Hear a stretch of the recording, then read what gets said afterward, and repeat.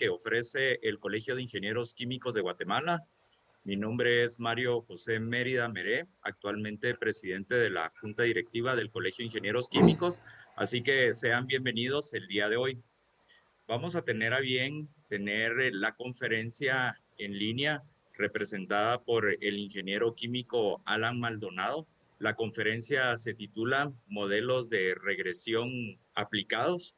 En esta temática, pues vamos a analizar desde una perspectiva práctica 3 modelos de regresión lineal por mínimos cuadrados ordinarios, multivariables y de variables continuas, y en el cual pues se hace énfasis en el software utilizado, como cómo poderlo descargar y su uso, los valores de relevancia práctica en los modelos, interpretación y comparativos teóricos, consideraciones importantes sobre filtro de datos para generar, en este caso, el modelo.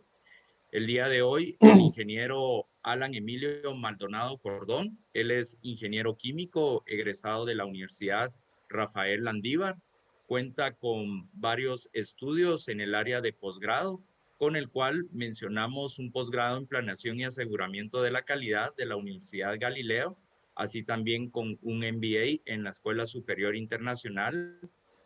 También cuenta con un magíster en Derecho Tributario Empresarial de la Universidad Galileo y también con un posgrado en Ciencias Químicas y Biológicas de la Universidad Galileo. Actualmente, pues, se encuentra cursando en la Universidad de San Carlos de Guatemala la maestría en Estadística Aplicada. Y también, pues, se encuentran con una maestría en Biología Molecular de la Universidad Galileo. Comento un poco la experiencia laboral del ingeniero Emilio Maldonado Cordón. Actualmente pues labora en el grupo Introsa, es gerente técnico, así también ha sido gerente de administración y control, en el cual pues ha hecho un ahorro de un 80% en mantenimiento anual en los tanques de látex. Ha desempeñado en Aceros de Guatemala como jefe de operaciones, corte y doble, así también como jefe de control de calidad. En su experiencia académica, pues también ha sido docente de varias universidades en Guatemala, como la Universidad Rural, en la Facultad de Ingeniería Agroindustrial y Civil, catedrático Plan Sábado, en el área de Coatepeque en el año 2016. Así también asesorado pues varios estudios a nivel de EPS y también se ha desempeñado en su experiencia académica en la Universidad de San Carlos de Guatemala en la región de Quetzaltenango.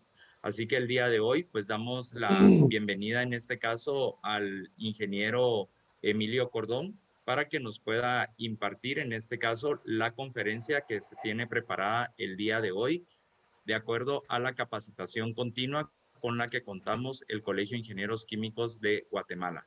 Cualquier consulta que ustedes tengan, pues con gusto yo seré el moderador de esta conferencia en línea, ya sea que consulten vía chat o puedan reaccionar levantando la mano para que con gusto podamos nosotros pues trasladarle las preguntas al ingeniero Alan Maldonado. Así que bienvenido, ingeniero Alan Maldonado, y desde ya muy agradecidos con tu persona por esta conferencia que nos compartirás el día de hoy. Muchísimas gracias, ingeniero. Sean todos bienvenidos. Pues vamos a platicar un poco de regresiones múltiples aplicados a las áreas en donde me he desempeñado. Entonces, permítanme, voy a compartirles la pantalla.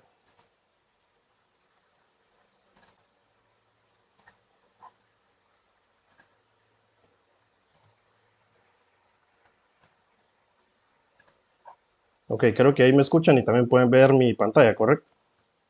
Es correcto, ingeniero. Se escucha muy bien y observamos la pantalla. Ok, entonces, modelos de regresión aplicados. Lo que veremos en esta exposición, pues, eh, vamos a ver modelos que pretenden interpretar realidades. Aquí puse 3 realidades. Lamentablemente, con el último modelo, que es motor diésel, no pude extraer la información que tenía. Tuve muchos problemas, pero veremos 2 completamente, que son los del acero y las del caucho natural. Vamos a ver cómo afectan determinadas variables físicas y químicas en la resistencia de acero con determinadas formas. En este caso, varía corrugada para la construcción. cómo afectan determinados químicos de diferentes cargas a la tendencia a coagulación de látex natural. Y el modelo que lamentablemente no les podré enseñar es el de cómo afectan determinadas variables de manejo a la eficiencia del combustible de un vehículo diésel. Vamos a ver también comparativos entre modelos, vamos a jugar con los datos para cada situación y estadísticos de interpretación y también algunas consideraciones importantes para obtener un buen modelaje. Entonces iniciamos viendo la modelización de la resistencia del acero. Entre el contexto y las definiciones, pues el objeto de estudio es el acero en forma de varilla corrugada para la construcción, diferentes diámetros desde la varilla número 3 hasta la varilla número 11, que corresponden de diámetros de 3 octavos de pulgada a 1 a 3 octavos.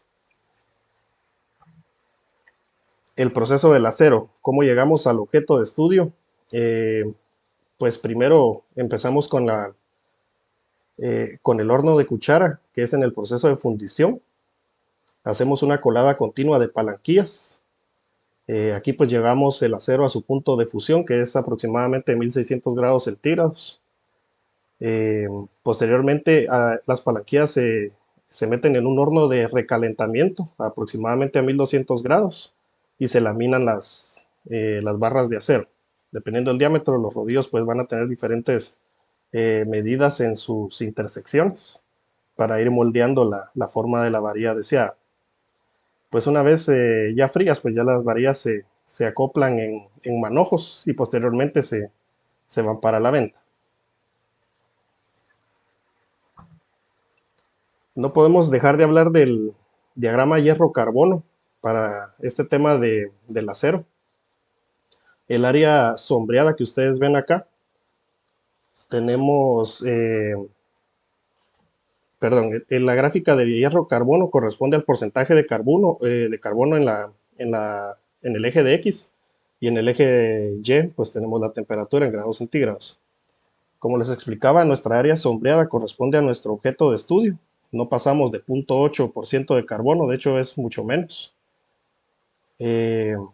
Y pues nuestras variables de procesos van desde temperatura ambiente hasta 1200 grados, que es el proceso del recalentamiento en horno, como habíamos visto aquí. O sea que nuestro objeto de estudio abarca desde aquí hasta acá. Ok, en el diagrama de hierro-carbono, pues ya ubicando los dos ejes, dependiendo de la composición y la temperatura, el acero pues va cambiando en varias formas. Podemos tener por debajo de los 769 grados centígrados unas formas de ferrita, perlita y carburo de hierro. Posteriormente, cuando se da el calentamiento por encima de esa temperatura, ya tenemos austenita gamma, que es una forma del acero en donde se van reordenando todas las estructuras cristalinas del mismo. Y conforme se van enfriando, pues van adoptando las otras formas que ya mencioné y se van reagrupando. Esto es importante mencionarlo. Aquí tenemos la ilustración para una composición de hierro-carbono entre 0.02 y 0.80. Pues por debajo de la temperatura crítica, que son 724 grados, tenemos ferrita, cementita y perlita. Aquí tenemos átomos de carbono metidos dentro de la estructura cristalina del hierro.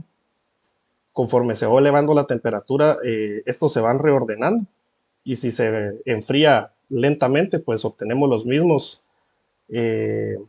sin una formación de grano inadecuada. Ahorita voy a explicar bien esto. ¿Qué pasa si se enfría el acero de manera moderada o rápida?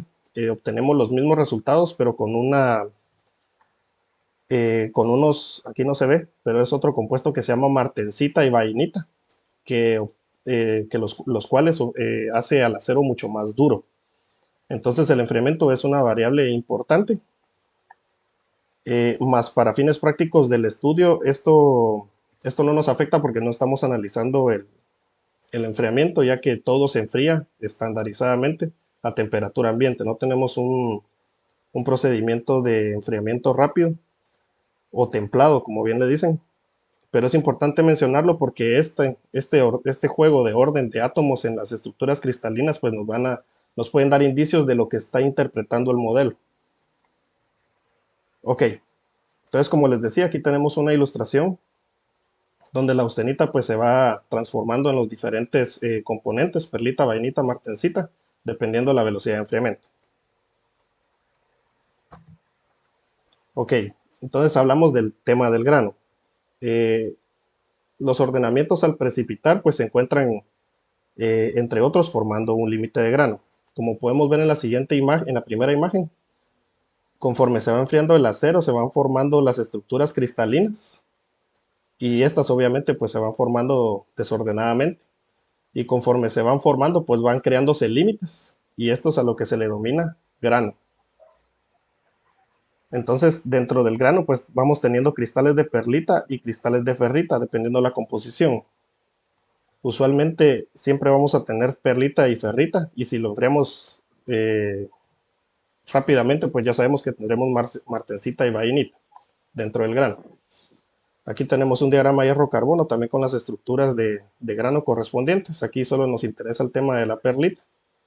Y pues esta es una micrografía a 400X de cómo es que se puede ver los cristales de perlita y los de ferrita. Ok, hablamos entonces del ensayo de tensión o tracción.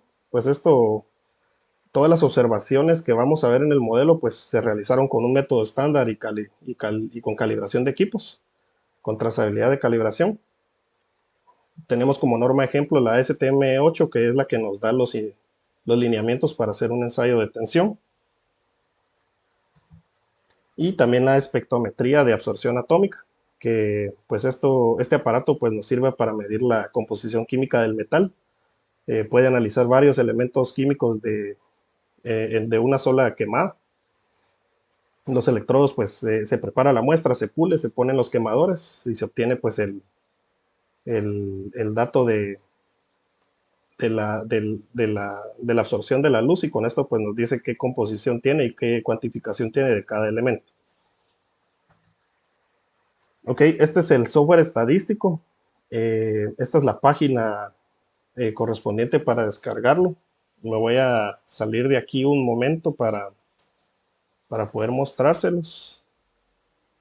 Esta es la página. Uno puede escribir la palabra GRET con L al final en el buscador de Google. Uno puede ingresar acá. Es un software gratuito. Aquí donde dice Download, uno busca, permítanme,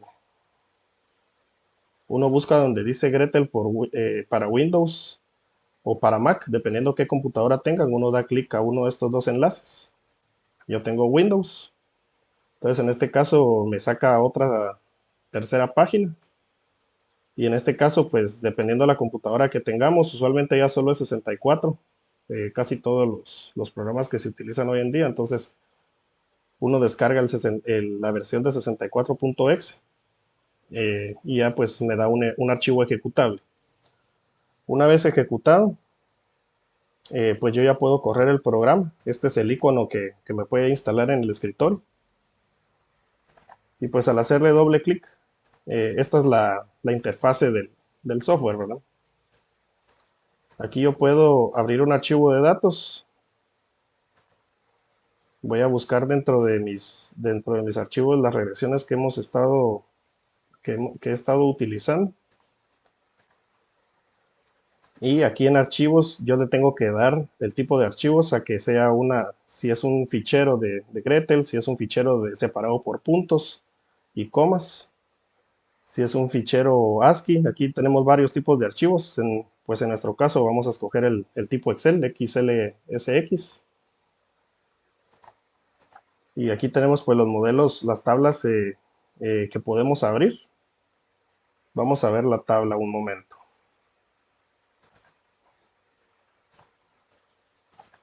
Para yo poder correr una tabla en el programa, el programa ahorita vamos a ver, me reconoce la hoja. Tengo que tener una tabla completamente libre de otros datos. No puedo tener otros datos aquí flotando fuera de la tabla. Nada más es únicamente la tabla la que va a leer el programa. Entonces, por ejemplo, aquí en la hoja AQ tenemos una tabla completamente libre de otros datos. Y pues aquí pues me aseguro de que la puedo jalar. Entonces vamos a abrir esta tabla. Y aquí me dice columna 1, fila 1. A partir de esta pues de esta numeración yo puedo empezar a importar, sí, de la hoja AQ. Y le doy a aceptar.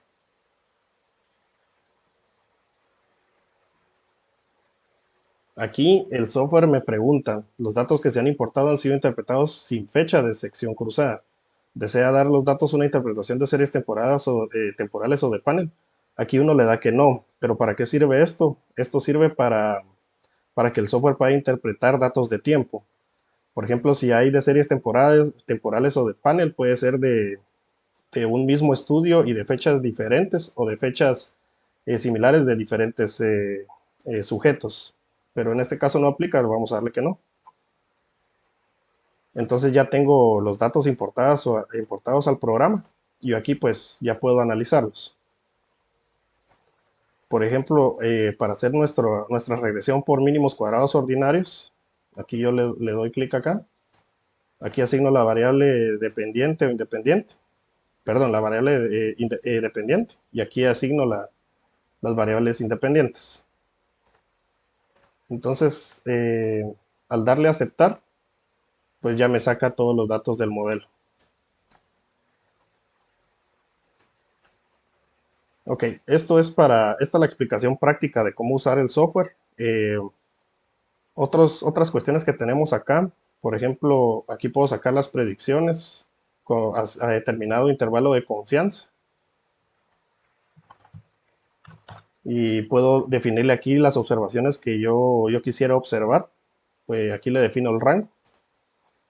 Y pues entonces me saca una tabla con todas las predicciones o estimaciones con su respectivo nivel de confianza. Aquí tenemos la línea de predicción y la línea de los datos reales. Y el área sombreada del intervalo de confianza. Esto pues obviamente se puede modificar. Aquí puedo asignar un 99%. Y pues aquí tenemos un intervalo más amplio. El software pues es bastante completo. Aquí podemos analizar colinealidad, podemos hacer un análisis a ANOVA, eh, podemos observar variables observadas, estimadas, residuos, también los intervalos de confianza para los coeficientes, ¿verdad? Si aquí tenemos un valor P menor a 0.05, que en este caso no hay ninguno, pues obviamente aquí entre los intervalos el primero va a ser puede llegar a ser negativo y el alto puede ser positivo, entonces va a ser un valor P0 porque el intervalo toca el 0. Pero en este caso no se da. O viceversa, ¿verdad? Uno positivo y el otro negativo. Ok. Entonces vamos a dejar esto abierto acá y vamos a regresar a la presentación.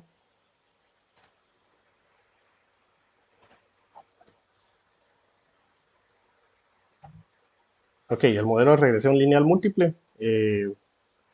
Pues esto, a grosso modo, es, es una línea en el caso de una regresión simple, ¿verdad? Pero en el caso de una regresión múltiple, pues van a ser es una, ¿cómo les explico si es múltiple? Imaginando dos dimensiones, pues va a ser una línea que va a estar lo más cerca posible de todos los puntos observados, ¿verdad? Y eso es por mínima de diferencia del cuadrado de los residuos. Y como toda regresión, pues va a tener su intercepto o constante y sus coeficientes respectivos de cada variable independiente, que van a predecir una variable dependiente. Entonces, entrando al modelado, definimos las variables como resistencia a la tensión medida en libras por pulgadas cuadradas como variable dependiente. Su definición pues es la máxima fuerza o tensión a la que puede someterse un material antes de la rotura de manera axial. En este caso es axial porque también puede ser la fuerza en otra orientación. Esto se mide pues a través de una máquina de tensión, como ya vimos en el contexto, y sus dimensionales, como ya mencioné también, en PSI o en libras pulgadas cuadradas. Composición química, elementos químicos presentes en el material, como vimos, analizados en un espectrómetro. Esta es una variable independiente y de naturaleza continua. Y pues los análisis los elementos que estamos analizando son carbono, manganeso, azufre, fósforo, níquel, cromo, etc. Y sus dimensionales en porcentaje. También analizamos el área o la longitud de la sección de la varilla. Esto es importante. Su magnitud en una o dos dimensiones de la sección es del objeto de estudio. Se puede medir a través de un calibrador y a través de esa medición también se puede calcular el área. Variable independiente y continua, y en dimensionales y sus dimensionales en pulgadas o pulgadas cuadradas. Ok, los datos, pues se hizo un muestreo aproximadamente de 2 a 5 observaciones por cada 50 toneladas métricas de acero producido. Todos los procedimientos de ensayo son estándar y el personal es calificado. Tenemos número de observaciones 7576 y el rango de las variables pues corresponde a esto, en mínimos y máximos para la resistencia, para el contenido de carbono, el contenido de manganeso, de azufre, de fósforo, de silicio, níquel, cromo, molibdeno, cobre, estaño, aluminio y el diámetro. Entonces este es el rango de todo lo que estamos analizando.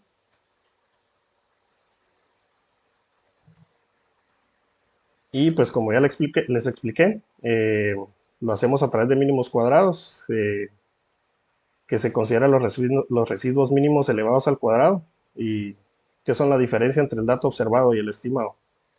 Vamos a ver varios comparativos por adición de variables. Voy a ir agregando variables intencionalmente para ver si los modelos mejoran. Por diámetro o número de varilla voy a clasificar individualmente cada grupo. Y por distribución de variable dependiente, vamos a ver que la resistencia tiene un comportamiento no normal y hay 3 crestas en todo el conjunto de datos. Entonces vamos a separar cada cresta para ver qué pasa.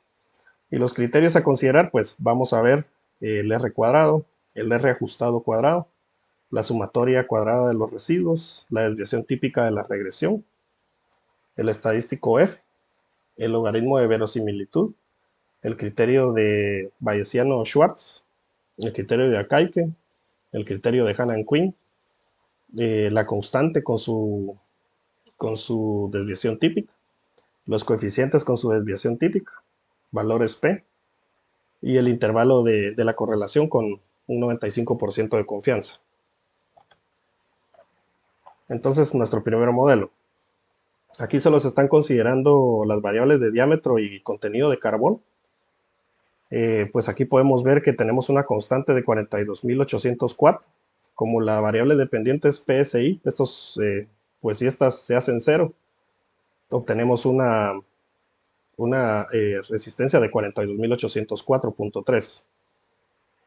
Si la composición se hace cero, pues prácticamente estamos hablando de un hierro dulce o un hierro sin una composición química, nada más hierro. Entonces ahí vamos a ver el comparativo teórico. Esto sí pega un poco a lo que dice teóricamente, 42.000 PSI, 43.000 PSI, pero vamos a ver que esta constante va a ir cambiando conforme vamos comparando los modelos. Pues tenemos una desviación típica relativamente pequeña y las 3 variables que tenemos en el modelo son significativas porque son menores a 0.05, que es el error. ¿Qué podemos ver aquí? Podemos ver también la suma de cuadrados, 1.47 por 10 a la 11. Es un residuo bastante elevado, esto es por la naturaleza de la escala. Tenemos un R cuadrado de 0.94 y corregido de 0.9415, no baja mucho. Aquí el corregido pues está considerando las variables que no son significativas. En este caso no lo hay, y pues prácticamente el R cuadrado y el corregido es casi lo mismo. Tenemos el estadístico F, que está bastante elevado, 60.991, esto está bien. el logaritmo de verosimilitud, que nos trata de decir qué tan apegado a la realidad está el modelo. Tenemos menos 74.311, en este caso entre más pequeño por la función, que es un logaritmo negativo. En este caso, entre más grande, o sea, más pequeño, perdón, va a ser mejor el estadístico. El criterio de Schwartz y Akaike y Hanan Quinn, pues también están algo elevados, 148.650, 148.629 y 148.636 respectivamente. Esto pues solo si lo podemos comparar con otro modelo, vamos a ver si esto está bien o está mal. Entonces aquí tenemos el primer modelo. Aquí en el segundo modelo, pasamos a ver el segundo modelo, agregamos una transformación, el área. Si se dan cuenta, en el primer modelo teníamos un diámetro con una constante negativa. ¿Qué significa esto? Que conforme yo tengo el mismo material con la misma composición química, lo voy a hacer con una varilla de diámetro más alto, mi resistencia va a bajar. ¿Y esto por qué es? Porque la resistencia eh, es un esfuerzo, y un esfuerzo es una fuerza sobre una unidad de área. Eso significa que el esfuerzo va a ser inversamente proporcional al área. Por esa razón el modelo me lo está interpretando de que es negativo, entonces está bien. Teóricamente pues está bien. Entonces aquí vamos a probar con una transformada, en vez de ponerlo como diámetro, lo vamos a hacer como un inverso del área al cuadrado. O sea, 1 dividido el área de la varilla al cuadrado. Entonces, cuando corremos el modelo con esta variable transformada, pues ya obtenemos que aquí el programa no me lo identificó con el mismo nombre, pero es el inverso como estaba mencionando. Ya no va a ser un negativo que tiene un orden de 4 cifras significativas, sino que ahora son solo 3 antes del punto, y va a ser de naturaleza positiva, ¿no? Ok, aquí mejoró el modelo ligeramente. Por ejemplo, miremos el R cuadrado. El R cuadrado anterior estaba en 0.9415 y subió a 0.9419, subió 0.0004. No subió mucho, pero podemos decir que mejoró en ese aspecto. También todos sus valores los fueron cambiando. Teníamos un estadístico F de 60.991. Ahora está en 61.399. Aquí se aumentó 4 cifras significativas antes del punto.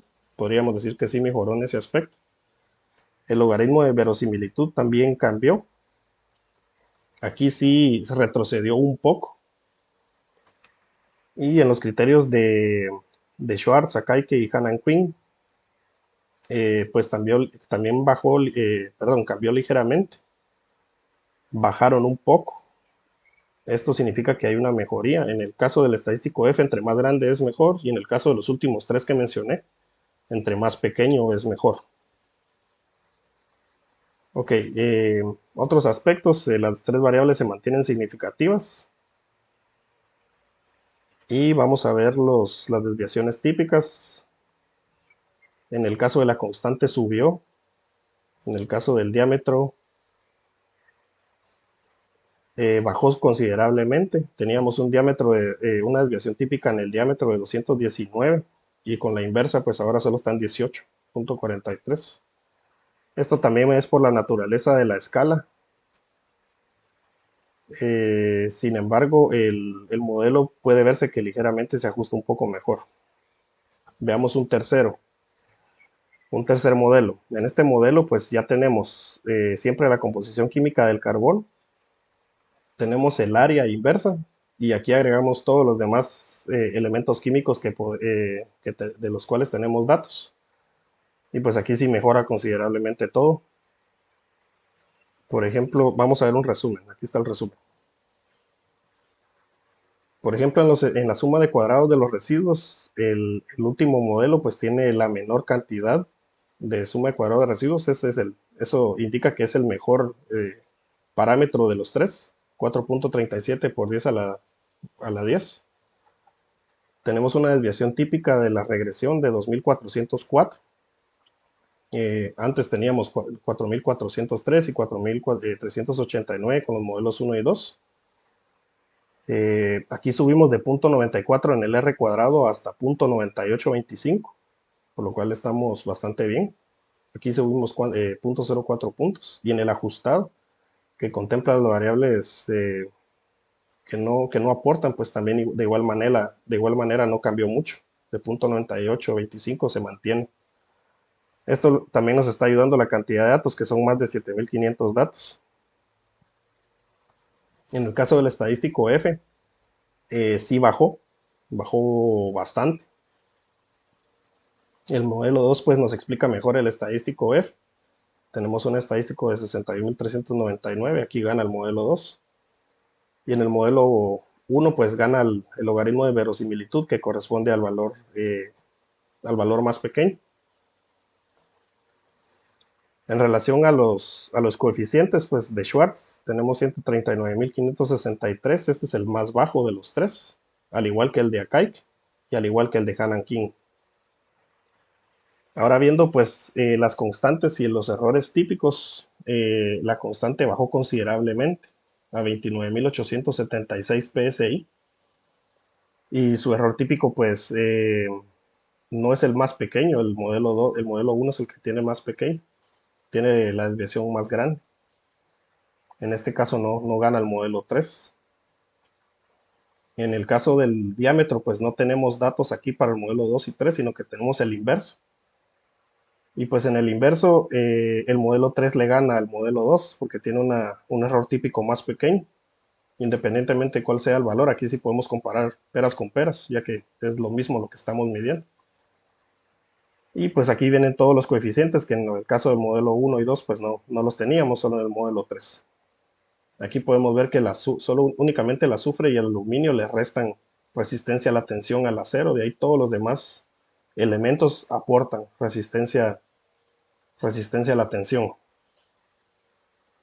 No sé si vamos bien, si tienen alguna duda o voy muy rápido. Ustedes me van diciendo. Solo una Vamos, pregunta, vamos, ingeniero. vamos muy bien. Vamos a ver, doctora Yolki, perdón. Sí, solo me había quedado una inquietud nada más. No sé si uno de los elementos básicos es el R2 y R2 ajustado, el que realmente nos determina eh, el modelo idóneo, o no es tanto esas variables estadísticas las que nos dicen que se van ajustando al modelo. Sí, gracias por la pregunta. Usualmente uno mira siempre el R cuadrado, siempre. Es el primer indicador para una regresión de cualquier tipo. Pero siempre hay que considerar el R2 ajustado, porque puede hacer de que el modelo tenga variables independientes que no sean significativas. Entonces el R2 no lo considera, el R2 ajustado sí, penaliza esas variables, con esas variables que no son significativas. En este caso son muy similares porque las variables que tenemos, pues prácticamente todas están siendo significativas, al menos en el modelo 3. Ahí vamos a ver, en el modelo de látex es diferente, ahí sí se va a ver una diferencia, pero en este caso no lo vemos. Y otra cuestión que ayuda es la cantidad de observaciones, son 7.500, más de 7.500. Entonces, cuando n se incrementa, el R ajustado va a tender a acercarse más al R cuadrado, al coeficiente de determinación.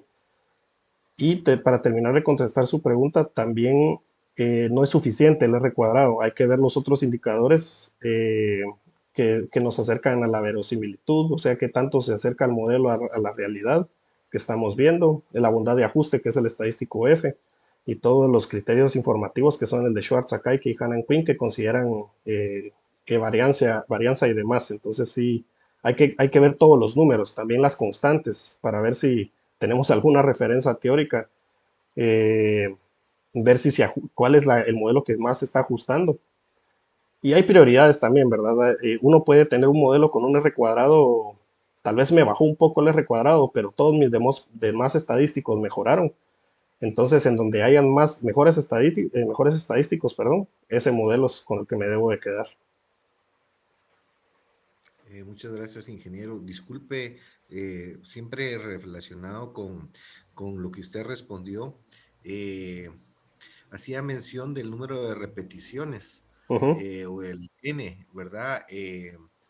Y también me surge la inquietud, el equipo de medición para ese número de repeticiones y el cálculo, digamos, de cómo nosotros determinamos si con la fórmula normal de número de tamaño de muestra o hay otra ecuación que nos permita determinar el número idóneo de repeticiones de muestreo o de observación.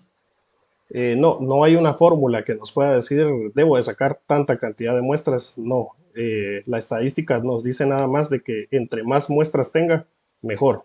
Eso es, eso es lo que, porque entre más muestras, pues se acerca a una distribución normal, todos estos estadísticos pues van mejorando, etcétera. Y también se reduce el error tipo 2, que es la probabilidad de caer en una medición que no corresponde al intervalo de confianza, ¿verdad? Sí, muchísimas gracias.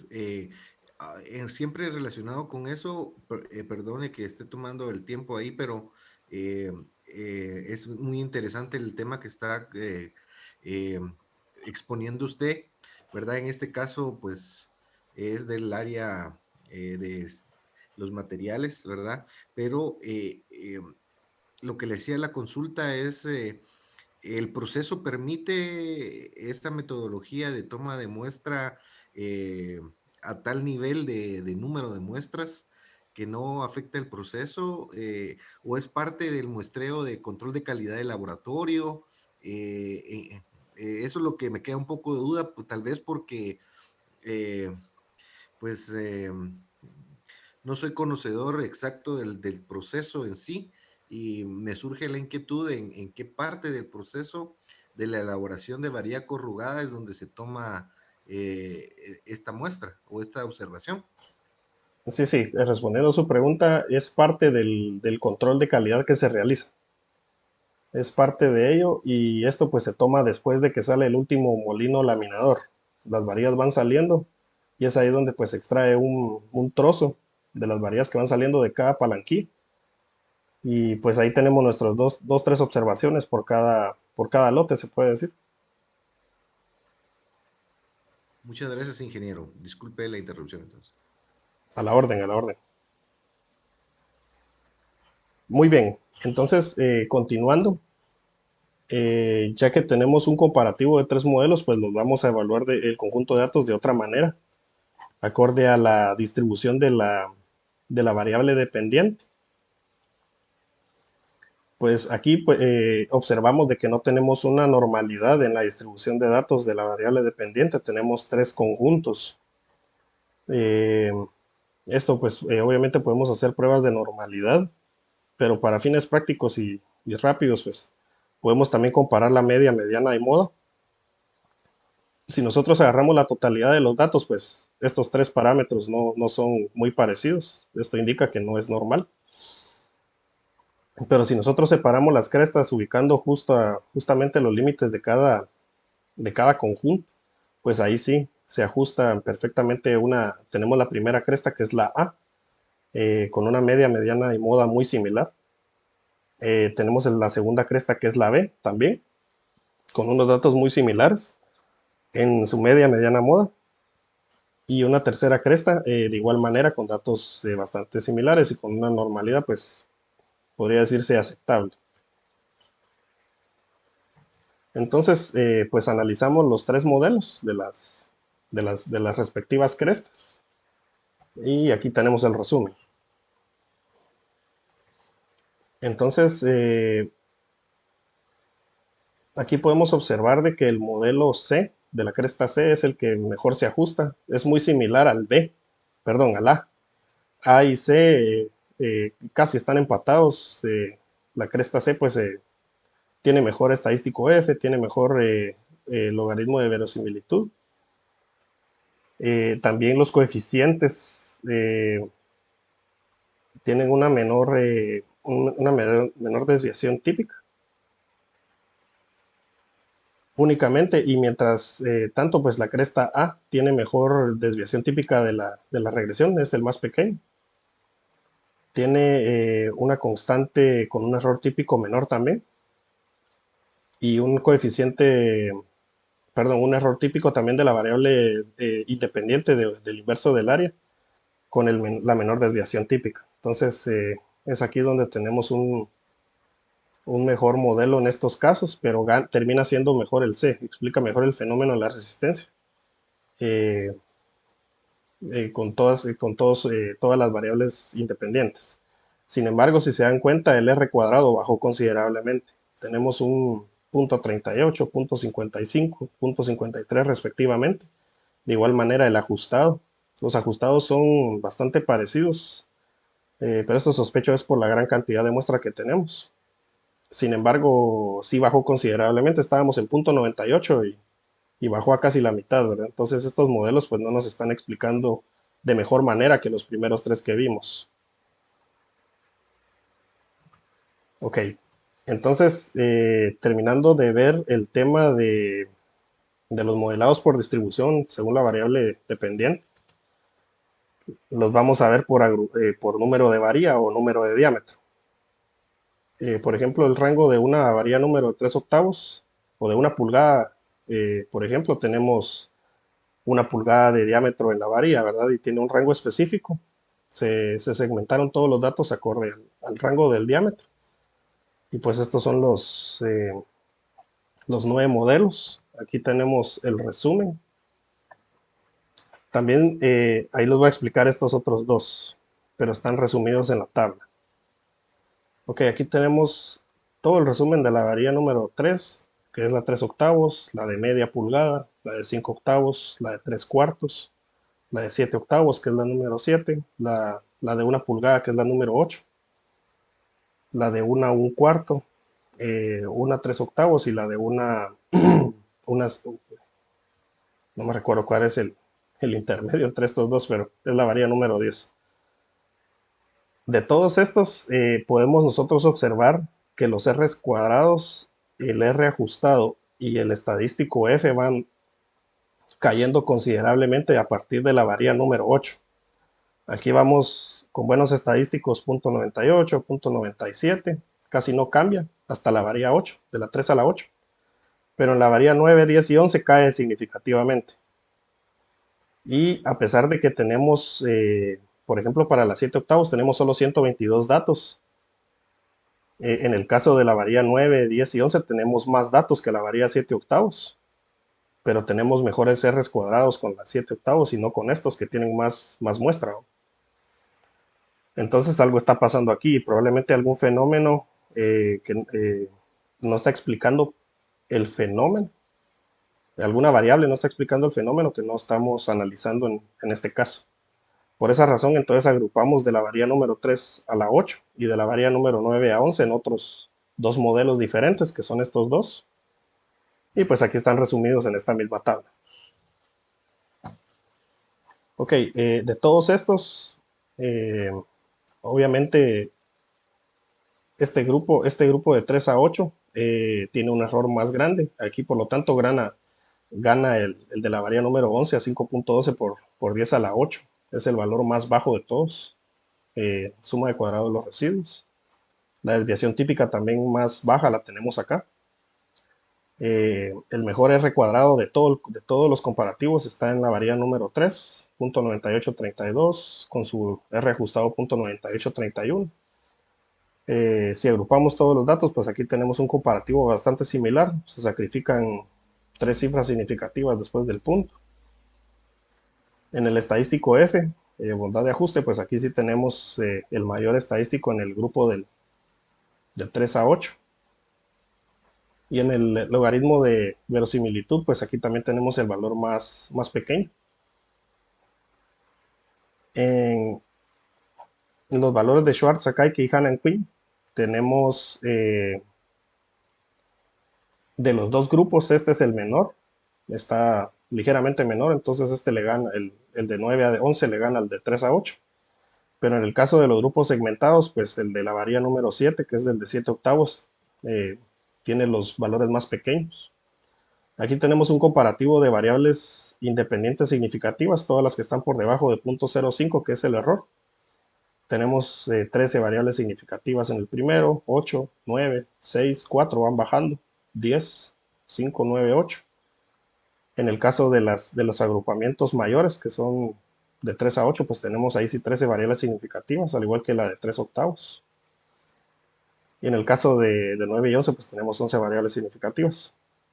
Aquí las constantes, en el caso de la varía 7 y la varía 9, nos salió no significativa, por eso lo marqué en gris.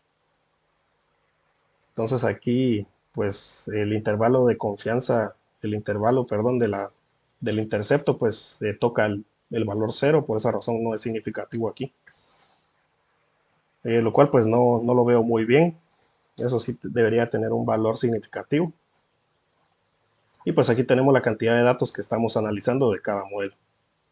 ¿Qué concluimos de esto? Pues que el modelo de las variadas agrupadas de número 3 a 8 explica mejor el fenómeno a la resistencia de la tensión de este grupo. Ok, entonces aquí ya pues ya solo tenemos una como final, se podría decir. Podemos comparar el modelo 3 de la primera clasificación que hicimos con el modelo de variadas número 3 a 8. Y pues aquí nos damos cuenta que cuando agarramos todo el universo de datos, el modelo pues es mejor en todos los sentidos. Veamos las desviaciones típicas comparadas con este modelo, pues tenemos menores desviaciones típicas en todos los coeficientes, incluyendo la constante. Todas las variables independientes estudiadas tienen un valor P menor a 0.05, es decir, son significativas. Tenemos un R cuadrado de 0.9825, también es mayor, ligeramente mayor que este modelo. El de bondad y ajuste también está elevado. Tenemos 4 cifras, 5.000 más, 5.000 más que el otro modelo. El logaritmo de verosimilitud también es mejor. Igual el criterio de Schwartz, perdón, aquí no, aquí está más alto. En este caso está mejor este modelo, tenemos valores menores. Y básicamente por esta razón, este modelo explica mejor, sin considerar los últimos tres, perdón, sin considerar los últimos tres, pues tenemos mejor representación a través del modelo 3. Entonces la conclusión es esta, de los modelos, el tercero que vimos es el que mejor explica la resistencia a la tensión, considerando la composición química y el inverso del área. Aquí tenemos el gráfico de predicciones que ya vimos en el ejemplo. En el ejemplo, cuando usamos el software con un nivel de significancia del 95%, pues el rango de correlación del modelo 3 se encuentra entre 0.99 y 0.9909 y 9916 bajo el método de Fisher, y por transformación T estamos en 0.9883 y 0.9942. Tenemos una correlación bastante alta. Ahora pasamos a ver modelo 3 versus teoría. Pues estos son datos de un libro, Introducción a la Metalurgia Física de Abner.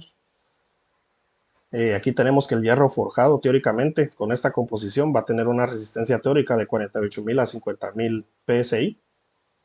Entonces el modelo 3 pues, nos está diciendo que considerando de una varilla de 1 a 3 octavos a 3 octavos, vamos a tener una resistencia de 46.000 a 53.632. Este intervalo pues encierra de una vez lo que dice la teoría en relación al hierro forjado teórico. Aquí también tenemos pues una desviación típica del modelo.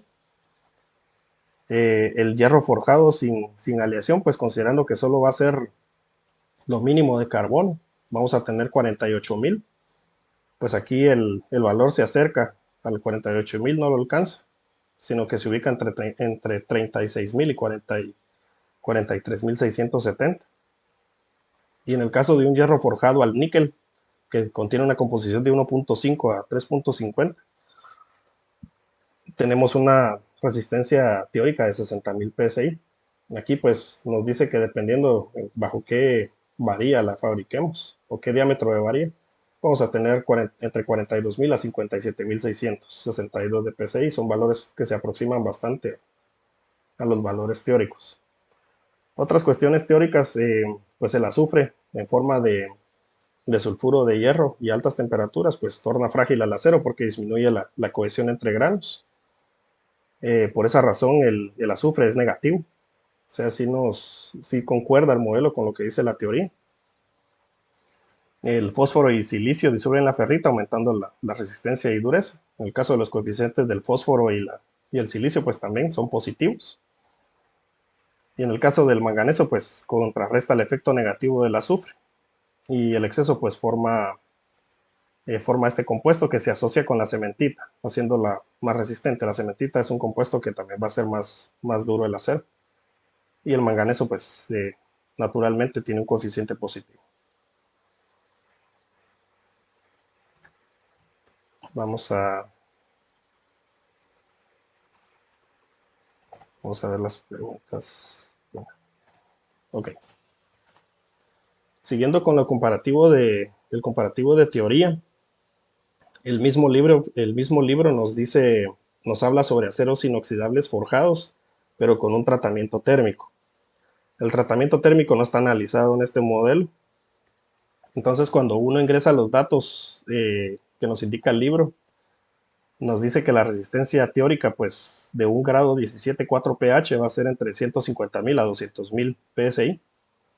El modelo, pues, nos dice que va a ser 160.681 a 168.300. Entra dentro de este rango, pero aquí tenemos también tratamientos térmicos. Asumiendo que no tuviéramos tratamiento térmico, es un enfriado al aire normal, a temperatura ambiente, pues vamos a tener este resultado. En este caso, los grados 17,7 pH y el 17,10 P no pegamos a la resistencia teórica, porque aquí sí encierra varios tipos de templado. Aquí no aplican. Nada más, únicamente estos dos se van acercando, básicamente por el tratamiento térmico. Entonces, conclusiones del modelo de acero. De los modelos de acero. Con un nivel de confianza del 95%, pues el modelo 3 tiene una correlación entre 0.991 y 0.992, y por estadísticos de mejor cuantificación comparados, pues explica mejor cómo se comporta la resistencia a la tensión de manera axial para una varilla corrugada de acero, dependiendo de su composición química. ¿Sí?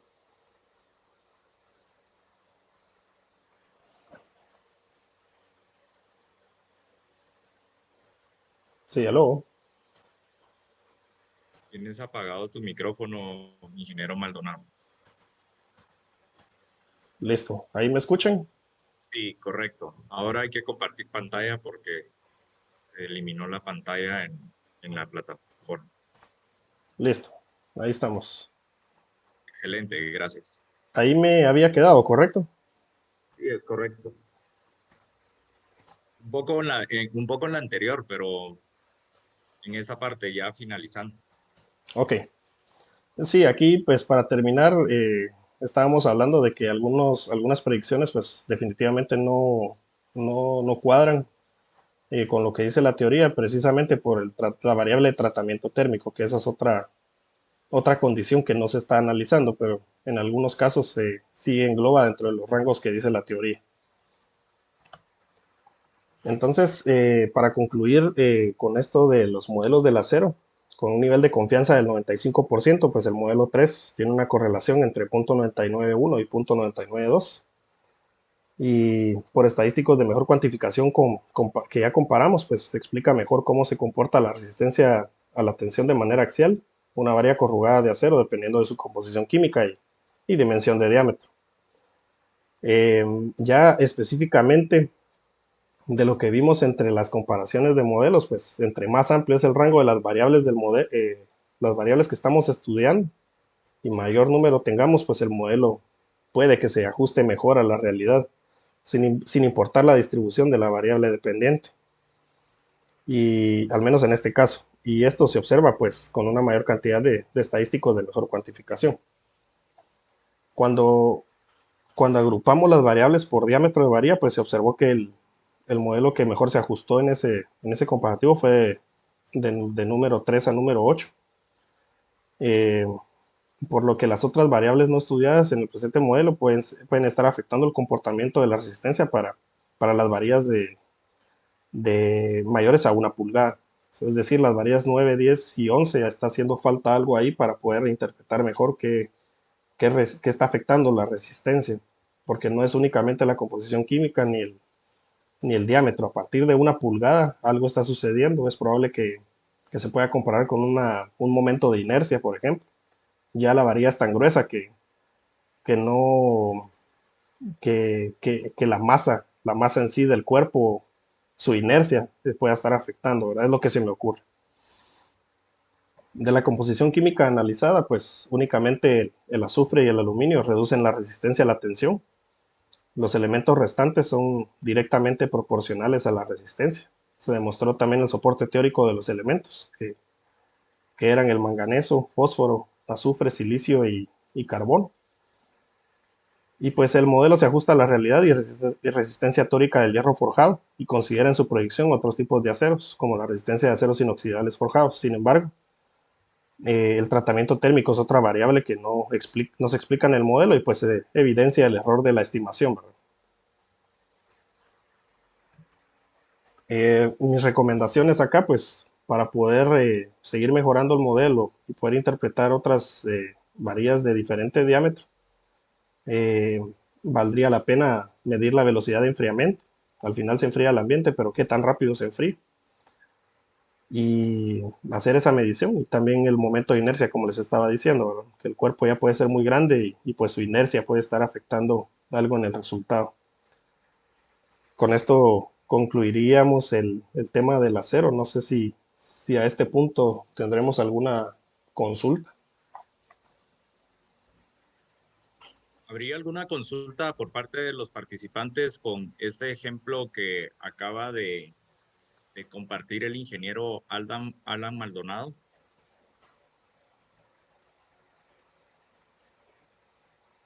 En la parte del chat no hay ninguna consulta, ingeniero Maldonado. Perfecto, muchas gracias. Continuaremos entonces. Ok, Excelente, muchas gracias. vamos a pasar a ver la modelización de la estabilidad del látex por cargas químicas.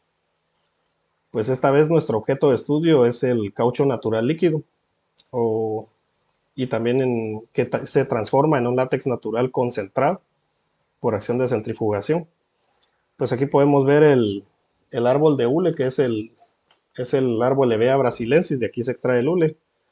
Eh, y este pues es el proceso de obtención de látex. Primero pues tenemos una recepción de látex de campo, el picador se le llama, que es el que está recolectando el látex en los árboles, va picando, se le dice, va cortando la corteza del árbol a determinada distancia con una cuchilla especial. Posteriormente a esto, pues el árbol sangra látex, y este pues se recolecta en recipientes plásticos de diferentes dimensiones, que pueden ser de 1 litro a 2 litros.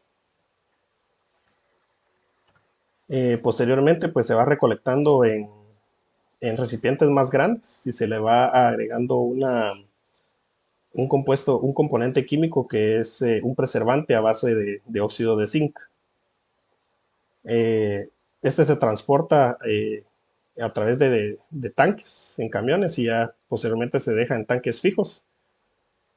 Y después entra a la planta procesadora donde se centrifuga a 7000 revoluciones por minuto usualmente. Y pues aquí se separa el contenido de moléculas de caucho natural, donde está la mayoría, y separa donde está la minoría. Aquí se tiene aproximadamente una eficiencia del 90%. 90% del látex centrifugado es el que se ingresan 100 litros y 90 litros se obtienen con concentración de 60% de contenido de hule, y el 10% restante pues se pierde y va a otro proceso de recuperación. Pero principalmente el centrifugado es el que estamos viendo como objeto de estudio. Aquí se va haciendo ajustes químicos en el látex, se va agregando preservantes, estabilizantes, como lo es el amoníaco, es un preservante y también ayuda a estabilizar el látex, más no es el estabilizante principal, ahorita lo vamos a ver. Y posteriormente a esto, pues se almacena y se despacha para los clientes que deseen utilizarlo. El látex concentrado, pues se utiliza en productos más que todo productos médicos como guantes, mangueras, incluso profilácticos, eh, etcétera. Este es el uso del látex concentrado líquido. Entonces vamos a explicar la partícula de caucho natural y las cargas. Entonces el látex es un coloide que está suspendido y cargado en un medio acuoso citoplasmático con muchos componentes bioquímicos. Aquí podemos ver en la gráfica, en la ilustración, que tenemos fosfolípidos, glicolípidos, ácidos grasos libres, proteínas y cadenas de poliisopreno, que es lo que tenemos como caucho natural. Esto es lo que consumen los clientes de caucho natural, el poliisopreno. Es 1,4 cis poliisopreno, la molécula. Estas cadenas pues están agrupadas en una membrana de proteína fosfolipídica cargada negativamente y por tanto estas partículas cuando se van juntando unas con otras tienen un entorno repulsivo. Esto evita la colisión y unión de estas cadenas de poliisopreno. Entonces se puede decir que en esta situación tenemos un sistema coloidal estable o estabilizado. El amoníaco pues nos sirve como conservante de dichas cargas.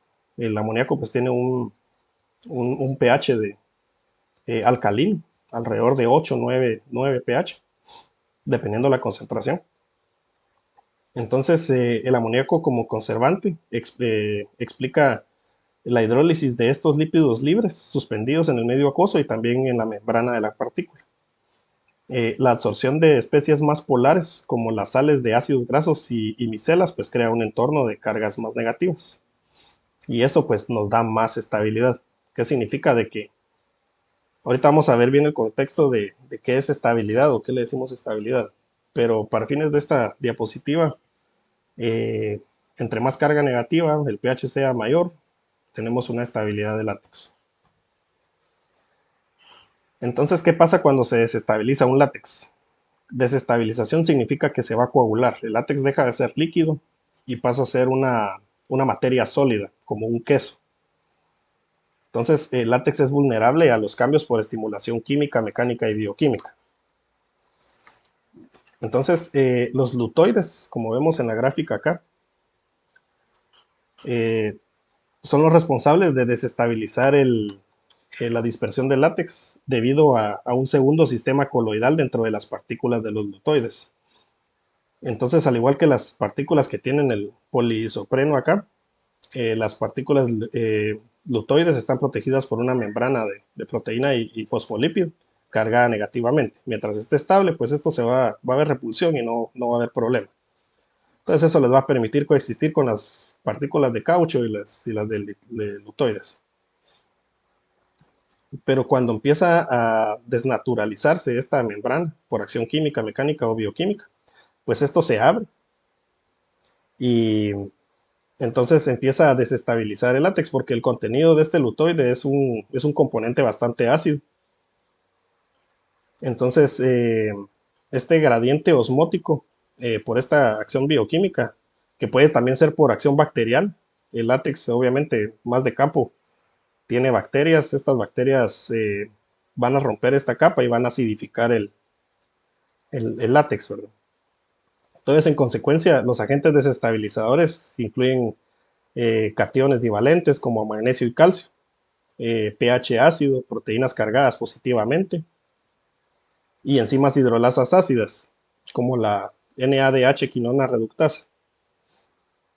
Entonces la desestabilización del látex se produce cuando se alcanza el punto isoeléctrico y comienza en cuanto los sistemas coloidales se perturban y entran en contacto unos con otros. Entonces las cadenas de poliisopreno ya están libres y pues se da la coagulación, básicamente. El látex se coagula. Entonces, en este En estos modelos que vamos a ver, lo que vamos a analizar es qué me mantiene la estabilidad de látex, que es importante para los fines comerciales los cuales seguimos.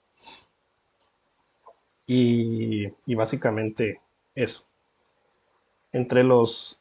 Siguiendo con el contexto y definiciones, el pH y la movilidad electroforética de látex, pues como les estaba explicando, las superficies de las partículas de látex son anfóteras, con un punto isoeléctrico de 3 a 5. Entonces el aumento gradual de la acidez del látex reduce su movilidad electroforética a cero. Aquí está. Por tanto, el cambio de la acidez en el látex influye en gran medida en la estabilidad del lutoide y por tanto en la coagulación del látex.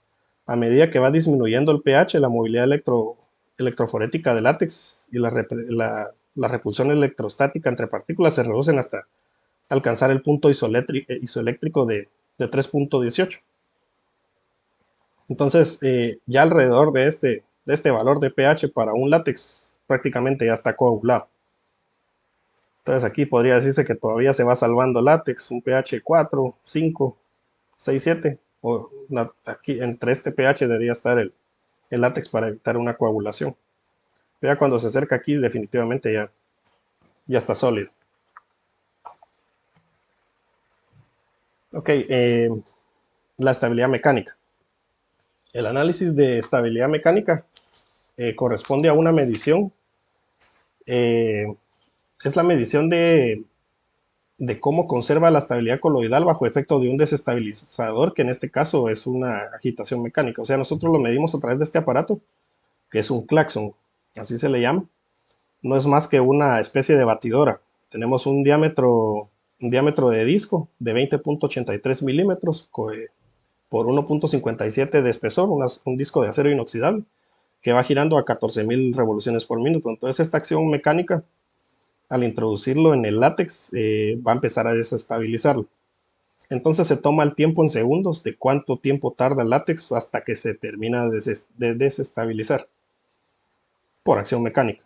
Entonces podemos decir que la estabilidad mecánica del látex la medimos en segundos y corresponde a qué tan estable es nuestro látex.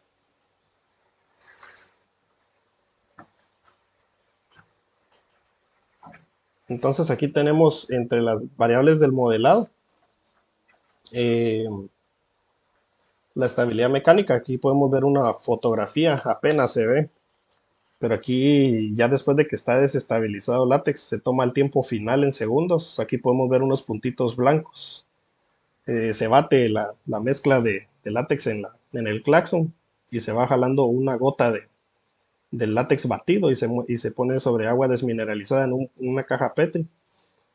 Y si la dispersión en el agua muestra signos de coagulación, se puede decir de que ahí está el endpoint o el punto final donde ya llegó a sus segundos de estabilidad.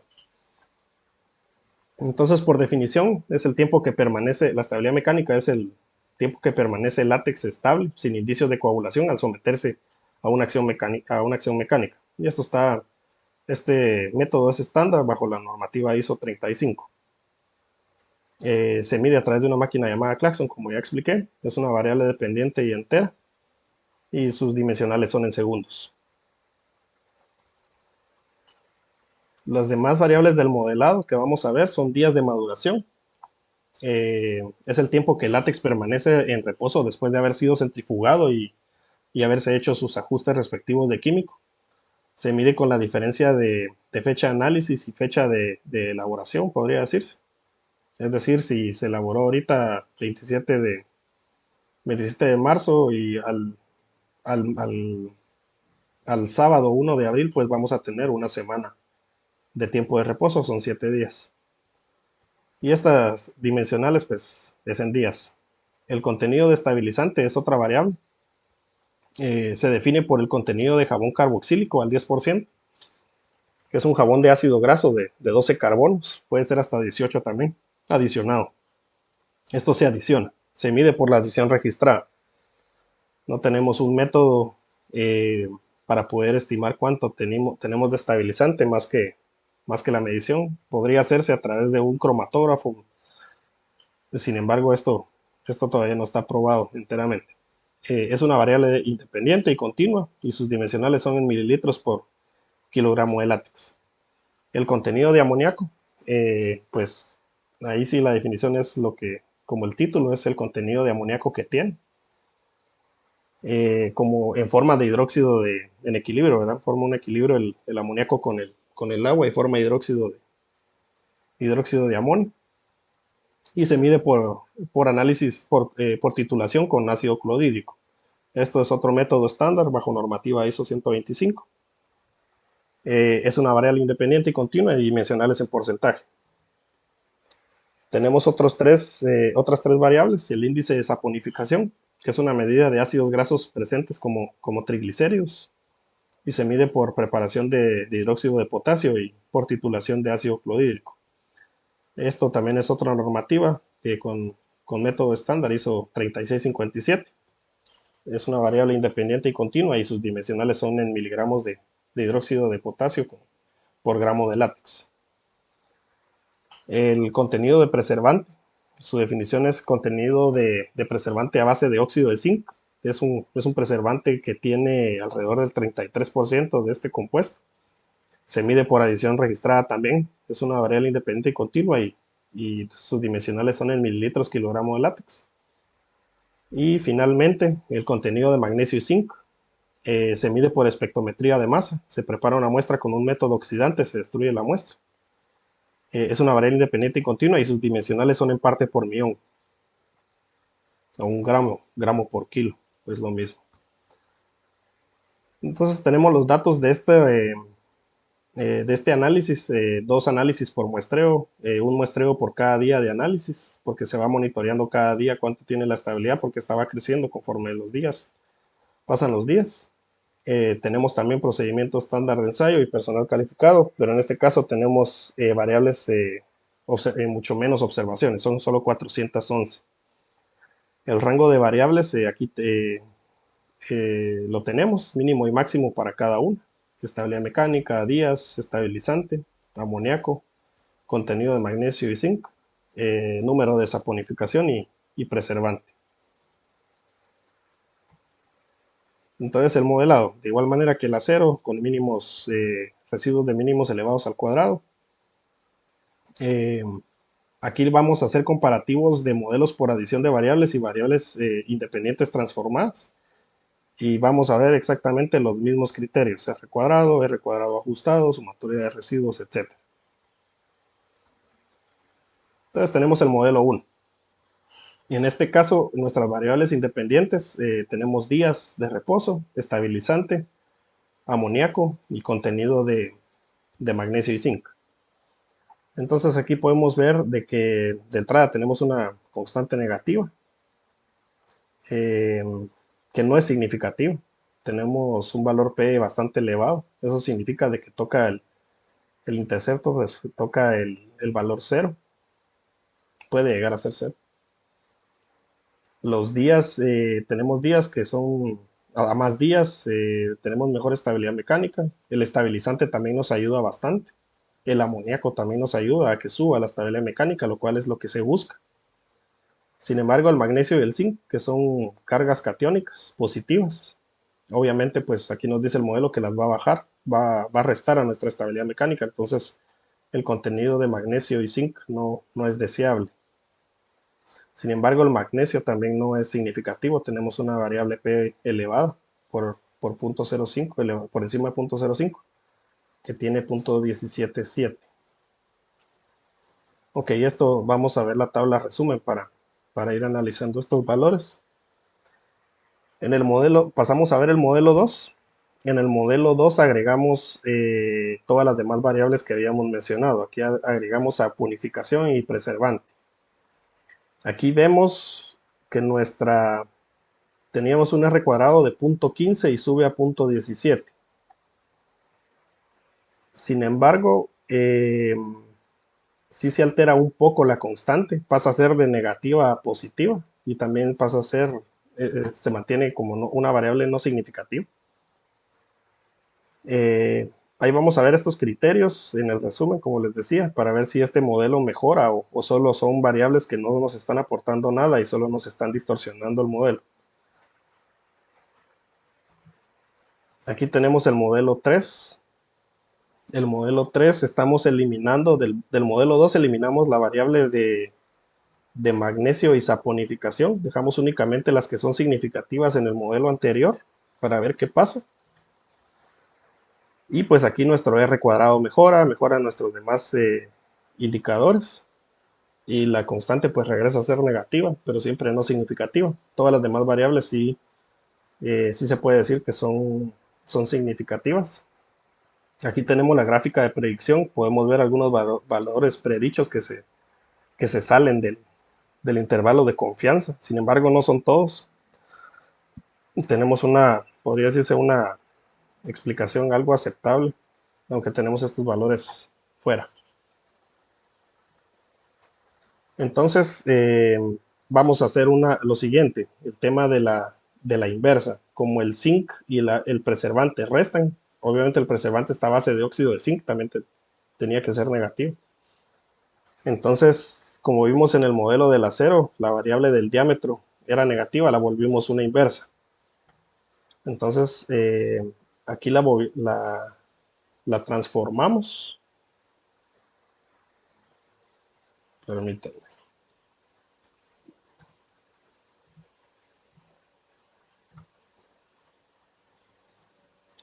Ok, las transformamos y aquí nos sale que el zinc no es una variable significativa. Ya cuando después de la primera transformación, entonces la eliminamos. Eliminamos la variable. A pesar de que la transformamos, el zinc pues nos dio un valor negativo. Para esa razón, sí, no tengo una explicación por qué al hacer una inversa se volvió negativo, pero es el resultado que nos dio el modelo. Entonces, por lo tanto, no ser significativa, la eliminamos también y el modelo mejora considerablemente. De aquí ya pasamos a un punto 17, punto 15 creo que teníamos, a 0.23. Y esto pues es lo más alto que tenemos con los datos, con las observaciones que tenemos. Entonces aquí pasamos ya a ver el resumen de los 5 modelos. Entonces, recapitulando, teníamos un conjunto de variables, aquí agregamos, aquí dejamos solo las significativas, aquí transformamos los negativos a un inverso y posteriormente aquí eliminamos las no significativas para crear el modelo 5. Entonces, en la suma de cuadrados de residuos, el modelo 5 tiene el mejor indicador, 1.08, también el modelo 4. La desviación típica también es menor en el modelo 5. El R cuadrado es ligeramente mayor en el modelo 4. El modelo ajustado es mejor el 5. Si nos damos cuenta en el modelo 2, cuando agregamos variables, la brecha entre el R2 y el R ajustado subió. De punto 17 se compara a punto 15. Eso significa de que este R cuadrado está considerando las variables no significativas.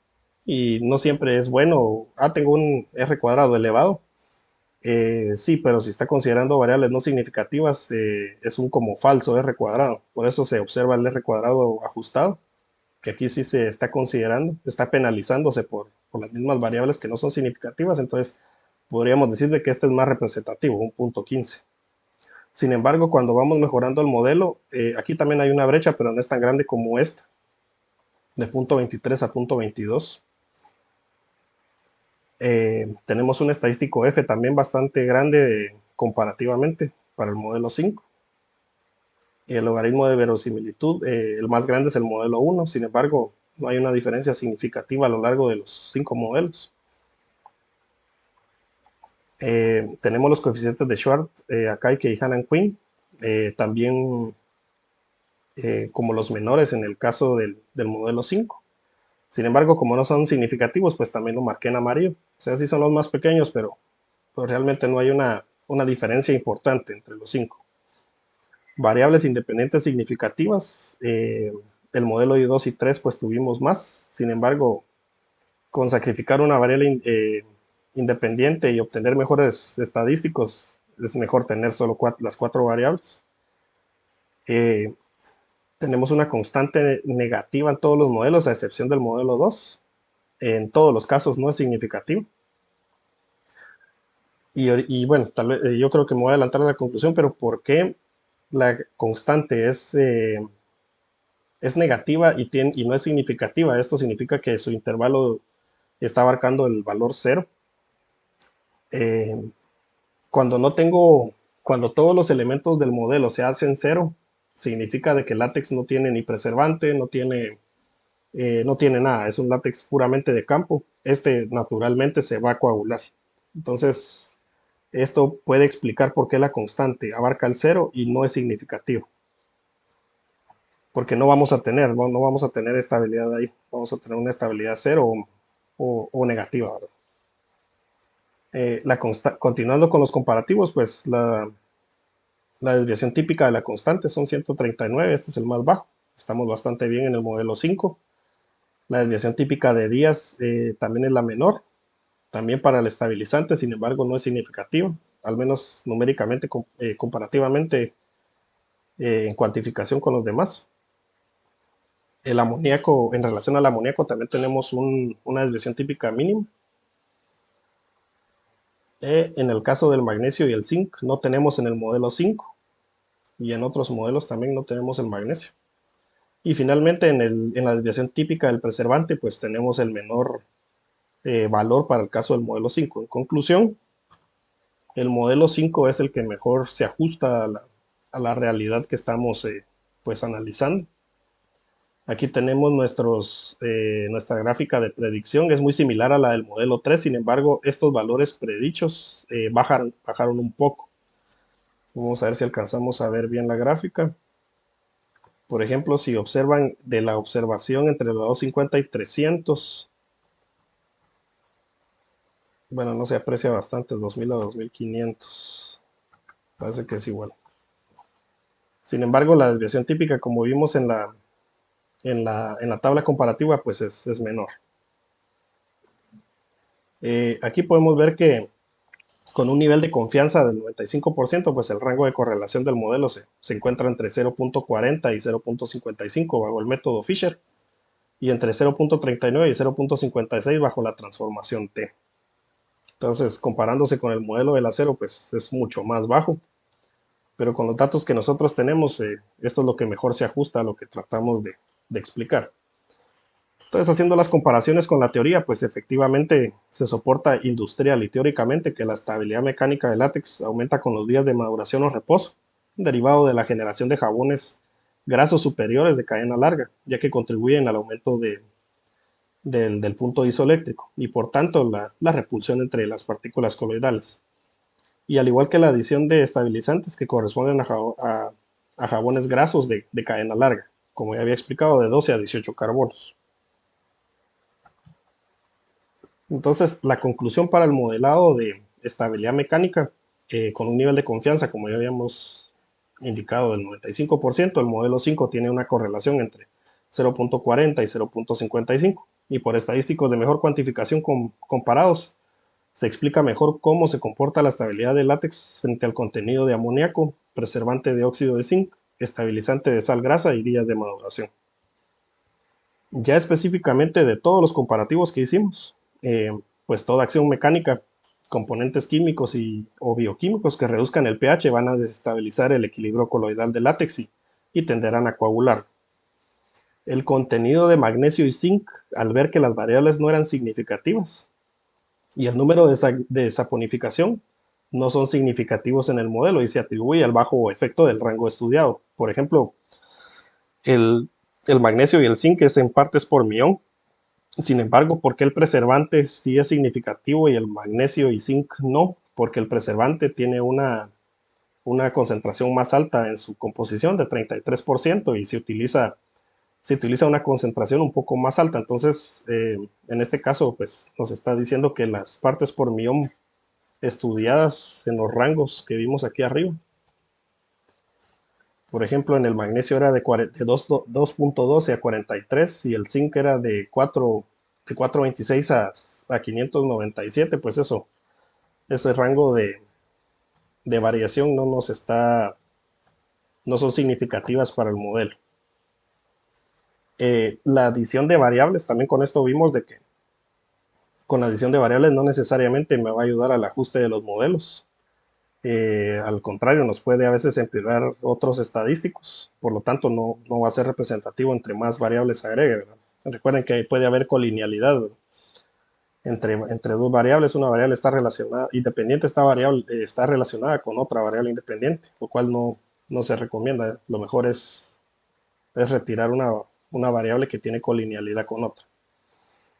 Y al retirar variables que no son significativas, también el modelo puede mejorar, ¿verdad? Así como quitamos el magnesio zinc y el número de saponificación, aumentamos considerablemente el R cuadrado y el R cuadrado ajustado. El R cuadrado ajustado pues también explica esto. Ok. También vimos que el modelo explica por qué no es suficiente los jabones que el mismo látex genera en reposo para su estabilización, porque yo puedo dejar el látex varios días, pero si no tiene una ayuda de un estabilizante, que es un jabón graso, entonces no va a subir la estabilidad. Entonces, por esa razón se requiere de una adición de un estabilizante. Para explicar mejor el comportamiento lineal, las variables con coeficientes negativos es mejor transformarlos a inversos. También, así como pasa con la ley de gases ideales, si yo hago un modelo de ley de gases ideales y estoy comparando presión con volumen, seguramente si el volumen es la variable dependiente va a salir un coeficiente negativo, pero el modelo va a mejorar si se hace un inverso, que significa que se divide uno dentro de la variable dependiente. Entonces el coeficiente se va a transformar positivo, pero va a ser inversamente proporcional, ¿verdad? Entonces, en vez de representarlo como una resta, pues la transformación de un inverso ya no va a ser una resta y se va a ajustar mejor a un ajuste lineal, valga la redundancia. Ok, el intercepto constante concuerda, como ya me había adelantado a esa conclusión, que de no preservar el látex, que si no tiene ni amoníaco, si no tiene preservantes, no tiene estabilizantes, pues se va a obtener la coagulación del mismo y eso explica el valor P de la constante, porque pasa por cero y también eso no la hace significativa a un 95% de confianza. Recomendaciones, pues para mejorar el modelo, podría considerarse variables adicionales como otros cationes adicionales, por ejemplo, contenido de sodio, potasio, fósforo y calcio, los cuales pues no están analizados en este modelo. Básicamente eso es. No sé si hasta aquí tenemos otra duda. Aquí termina la presentación. Excelente, excelente, ingeniero Maldonado. Fíjate que hay una consulta de Rigoberto Zúñiga Ujú. que hace consulta directamente sobre parte del proceso de látex y menciona si la coagulación del caucho, si la coagulación del caucho es un proceso reversible y consulta también qué programa utilizar para realizar los modelos estadísticos multivariables.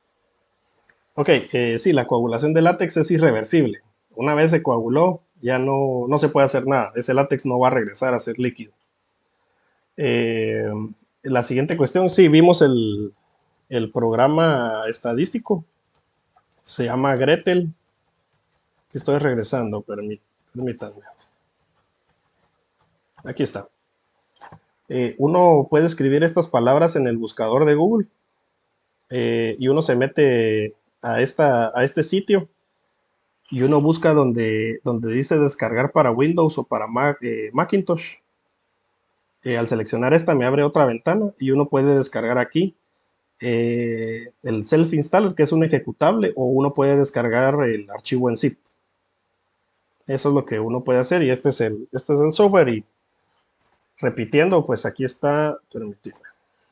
Este es el software. Uno puede cargar aquí los archivos de datos. Uno los busca en su carpeta donde uno los tenga y uno escoge el tipo de datos acá. Si es un fichero en Excel con esta extensión, entonces me van a aparecer los archivos. Y aquí puedo yo seleccionar. Aquí me aparecen las hojas de la tabla de Excel. Aquí me pregunta si son de sección cruzada, series temporales o de panel. En este caso no aplica porque no estamos utilizando información de fechas o tiempos. Entonces le doy que no. Entonces ya están cargados mis datos y aquí yo lo modelo. Puedo ver variables, puedo ver eh, estadísticos principales de las variables que me interesan.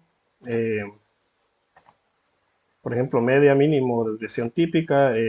Si yo genero un modelo aquí, así es como se genera el modelo de mínimos cuadrados. Aquí puedo yo analizar varias cosas. Puedo ver predicciones a determinados intervalos de confianza. Me genera la tabla de datos, me genera la gráfica con el intervalo de la confiabilidad que yo definí. La predicción, la línea de predicción y la línea de la variable de observación. Hay varias cosas acá que puedo ver colinealidad. Eh, Aquí puedo ver intervalos de confianza de los coeficientes. Esto es lo que les explicaba también hace ratito. En este caso, pues las variables, le agregué una más. Los días no tocan el intercepto del cero. Aquí la variable no es, si es significativa. Precisamente, ve, los días aquí son significativos, el intervalo no toca el cero. Bajo este modelo, ¿verdad? Pues básicamente eso es el software. Muy bien, excelente, ingeniero. ¿Habrá alguna otra consulta directa para el ingeniero Alan Maldonado, ya sea vía chat o vía por micrófono, por favor? Un gusto, ingeniero Rigoberto Zúñiga. Muy bien, entonces damos por terminada la sesión del día de hoy. Si no hay alguna consulta o duda directamente al ingeniero Alan Maldonado. En realidad, pues nos dimos cuenta el día de hoy a través de esta excelente conferencia que nos compartió el ingeniero Alan Maldonado sobre modelos de regresión aplicado. Pudimos observar y analizar en realidad la importancia de estos análisis de regresión. Recordemos que estos pues permiten determinar el grado en que las variables independientes influyen en las variables dependientes y tan excelentes ejemplos que pudimos visualizar el día de hoy en esta conferencia sobre la producción de aceros corrugados, específicamente para varillas corrugadas, y así también en el proceso de elaboración de látex natural, en el cual pues pudimos observar para cada uno de los ejemplos las variables independientes que influyen durante cada uno en ambos procesos. Entonces, estos análisis de regresión, pues nos damos cuenta que nos es muy funcional para la toma de decisiones a nivel empresarial, a nivel de producción, en el cual pues tenemos todas las estrategias eficientes para mejorar la calidad de los productos y los servicios que ofrecen una empresa, ¿verdad? Excelente información, ingeniero Alan Maldonado. Creo que fue un muy buen ejemplo que nos pudiste compartir el día de hoy a través de estas dos áreas de producción, en el cual, pues, cómo influyen cada una de estas variables independientes y los excelentes ejemplos a través de los modelos que pudimos observar y analizar con cada uno de ellos, ¿verdad? Así que muy agradecidos por la conferencia del día de hoy y quisiera pues compartir en este caso el diploma de certificación como el apoyo y el aporte hacia el Colegio de Ingenieros Químicos de Guatemala. Y dice lo siguiente: el Colegio de Ingenieros Químicos de Guatemala extiende la presente certificación al ingeniero Alan Emilio Maldonado Cordón por su excelente disertación en la conferencia virtual Modelos de Regresión Aplicados, impartida el día de hoy, lunes 27 de marzo, a miembros de nuestro colegio. Guatemala de la Asunción, marzo del 2023. Firma mi persona como presidente del Colegio de Ingenieros Químicos de Guatemala y el secretario ingeniero Gerson Joel Ortega Morales como secretario de la Junta Directiva 2023-2025. Así que muchísimas gracias, ingeniero Alan Maldonado, por tan excelente conferencia del día de hoy. Considero que para todo el grupo que participó el día de hoy, pues tuvimos muy buena experiencia sobre estos temas modelos de regresión aplicados. Así que muchísimas gracias. En el formulario que les envié, compañeros, pudieron visualizar que hubo una opción también sobre futuros temas que podemos compartir como Colegio de Ingenieros Químicos de Guatemala. Así que tomaremos muy en cuenta cada una de sus respuestas y con gusto pues las estaremos aplicando en función de todo el gremio para fortalecer en este caso todas las carreras que están agremiadas a nuestro Colegio de Ingenieros Químicos de Guatemala. Así que excelente, ingeniero Maldonado, y agradezco pues a todo el público que tuvimos el día de hoy en esta excelente conferencia. Muchísimas gracias a todos y gracias, ingeniero Alan Maldonado, de nuevo. Muchísimas Que gracias. pasen muy excelente, que pasen muy feliz noche y nos vemos en una futura capacitación. Cuídense mucho. Feliz noche a todos. Muchas gracias, ingeniero.